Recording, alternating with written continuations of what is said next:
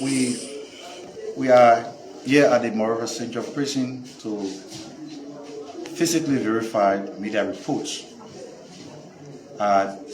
pointing to the fact that the government of Liberia has released former Chief Justice of the Supreme Court, Councillor Gloria Musu-Scott, and co-defendant on compassionate relief. We've come here with independent journalists from various media institutions. We have Spoon FM, we have Women Voices, we have the New Liberia Press. Where you from, man? Prime. We have Prime FM, we have OK FM, we have Women Voices. And so we come to have this very brief chat with the former Justice who is here. Justice, we're from the Ministry of Information, Culture, Affairs and Tourism. And we're happy to come to see you. And how are you doing so far? Well, I'm here. There are media reports out there that you've been released from compassionate relief. What do you say about that? It's just sad. Liberia is an old country, like I said previously. The colony of Liberia was established since the early 1800s. So the name Liberia has been around more than 200 years now. And for professional persons, professional institutions who have their institutional reputation to protect would not have done the due diligence after getting a story to verify, to have run with this issue that has taken on a global force of its own, and then in the aftermath decide to come and verify. It's so sad. Very sad. Very, very sad. It's sad. That's my initial reaction. And it's from the bottom of my heart how sad it is. Because we read some of the publications the president has granted compassionately. Like I said, this is an old country. The University of Liberia, the Liberia College has existed in the 1800s. Meaning that we've had educated people here since that time. Louis Arthur Prime School of Law, we have lawyers here for a period of time, decades. The president of Liberia, President Walker, has granted compassionate leave. Does the president grant compassionate leave? It's so sad. It's so sad. But that's where we are. Second, so we, on behalf of the government, sincerely apologize for whatever level of psychological damage this fake news being reported in the media may have caused you and other co-defendants that are here at the Monrovia. It's a continuation of the cruel and inhumane treatment. We take note. So we have journalists. Please point the camera at journalists who have questions for the justice. Jogan Flama, introduce yourself, please. My name is Shogun Flama and I report for Spoon Network. Good to see you. My concern is all along since you were found guilty, all along have you been here? Because there are other reports that you went to your house, you spent a couple of days and you returned. So we just want to know whether all along you've been here. I went to my house. Or maybe you need to ask the prison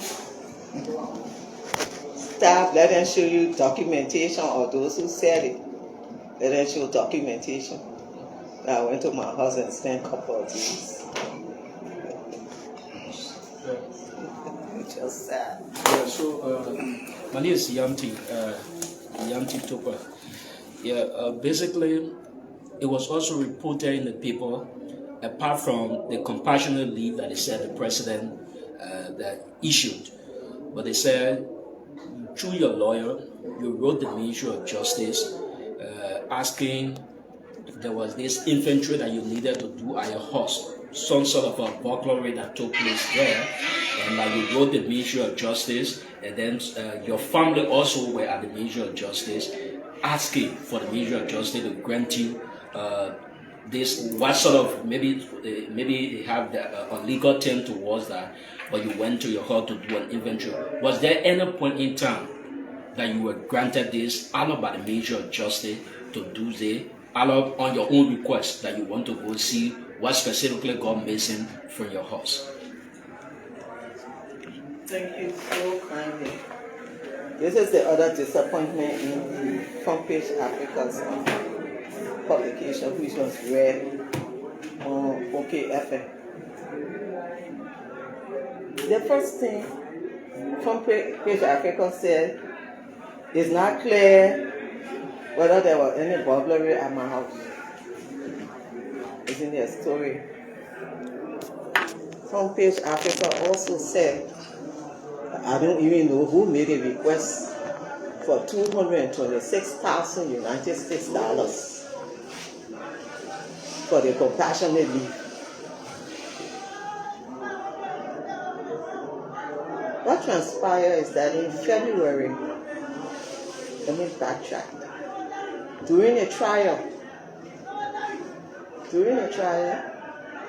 the county attorney in Swahili, Cllr, raised the issue because we had raised the issue that people had started, my generator in the yard had started to burglarize the generator. And Swahili councilor, Cllr, counter that it was nobody else for my relatives who go there under the pretext of feeding dogs. So based upon that, Judge Willie gave instructions that the police should be in charge of my premises, the entire compound.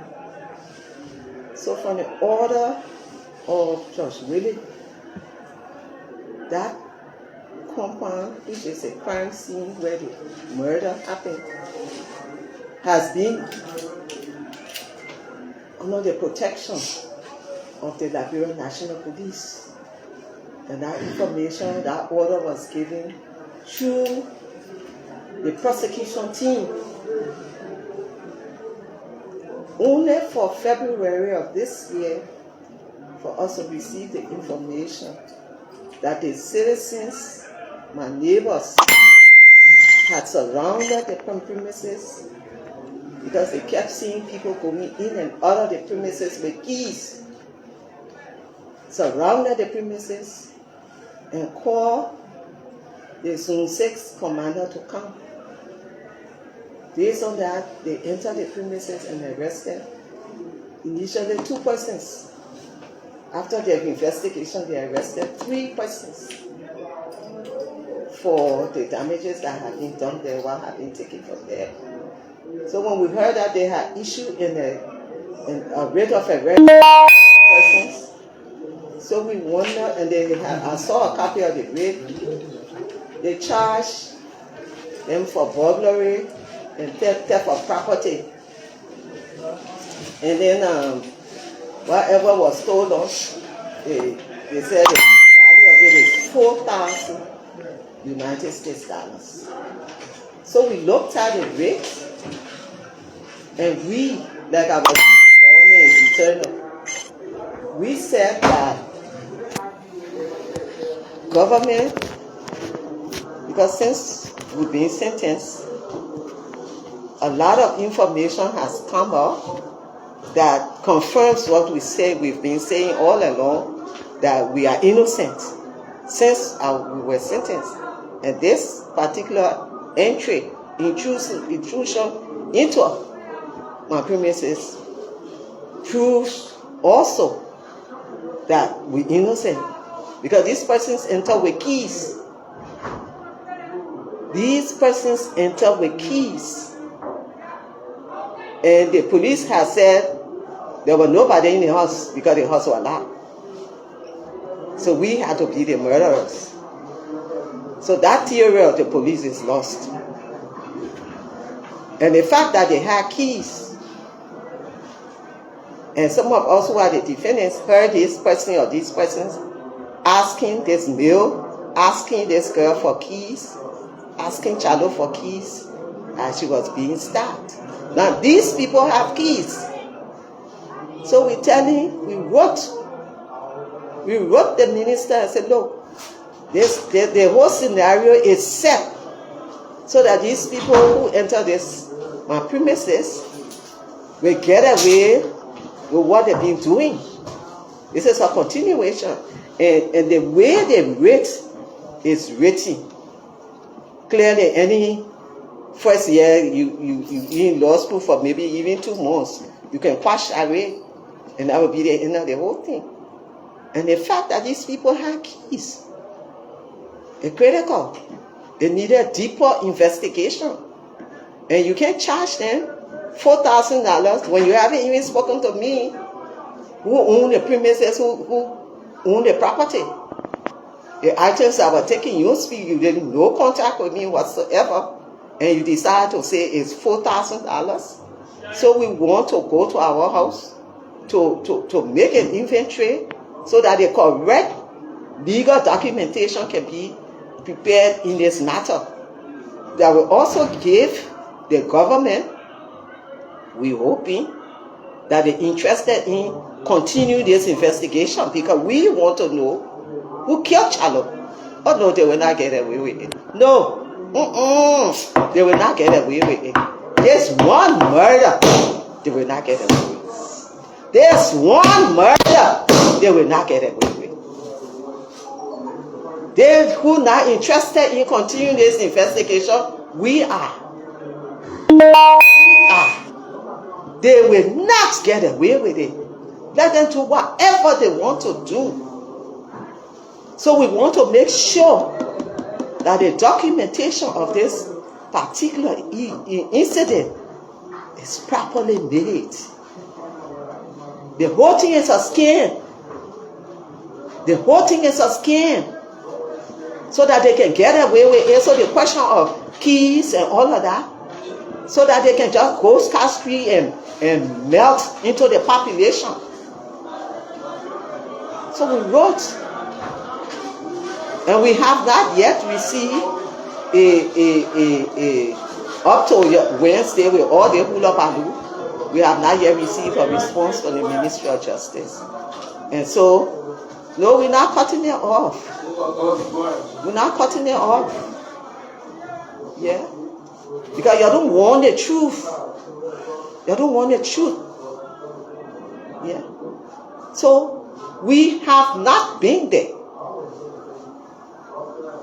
Since I left our house the night of February 22nd, I haven't slept in our house ever again. I have not. Yeah? So to want to go to say they're doing everything to just bring a state of confusion in evidence as they come up to prove, to continue to, I don't care what they do. Truth is so powerful. Nobody controls truth. Truth has a force of its own. When you least expect, truth stands up in front of you and you can do nothing about it. Truth will come out. Because these people, they knew we're here now, we condemn. Like Judge Willis said, if it not had been for the UN, he would have sentenced us to death by hanging. So all they knew now, they were free to go and just play they're being backed by the system, the criminals. So we here behind bars, they're just free. They don't know that the force of innocence and truth, they don't understand it. They don't understand even God. They don't understand the awesomeness of God. So that's all we ask. We want the documentation for this incident to be the legal document, the county attorney office, The thing is so faulty. The writ of arrest that was caused to be issued by the county attorney's office. The property is located in Lower Virginia. First thing, the writ of arrest doesn't give the location of the property. The writ of arrest doesn't give the name of the owner of the property nor the properties that were stolen. The writ of arrest is not issued by the magisterial court in that locality, which is the Brewerfield Magisterial Court. The writ of arrest is not even issued by the adjacent magisterial area, which is the Nukutan Magisterial Court. But the writ of arrest is issued by the Monrovia City Court. All legal points to just, dissipate the whole incident and let these people go scotch-free. But it will not work. It will not work. Oh no, it will not work. They don't even understand what they're dealing with.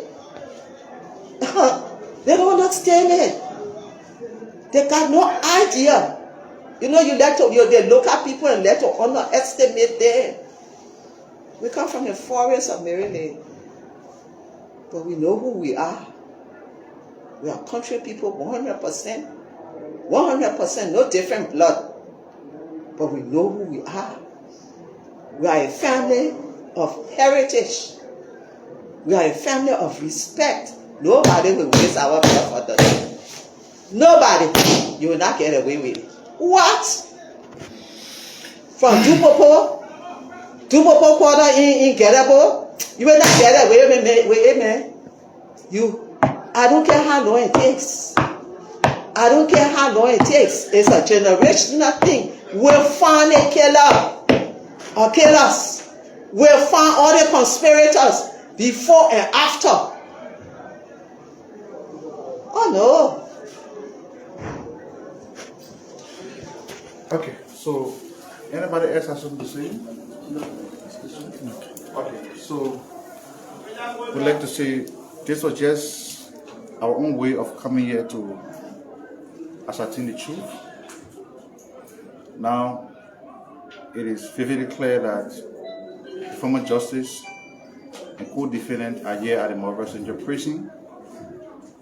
Now, we have to give this matter a chance to be determined by the court.